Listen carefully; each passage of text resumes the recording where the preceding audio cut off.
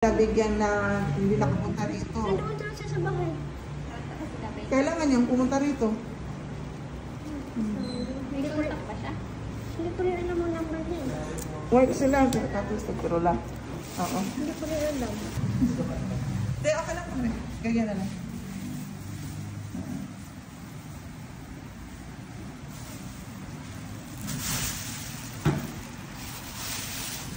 Wala na ako.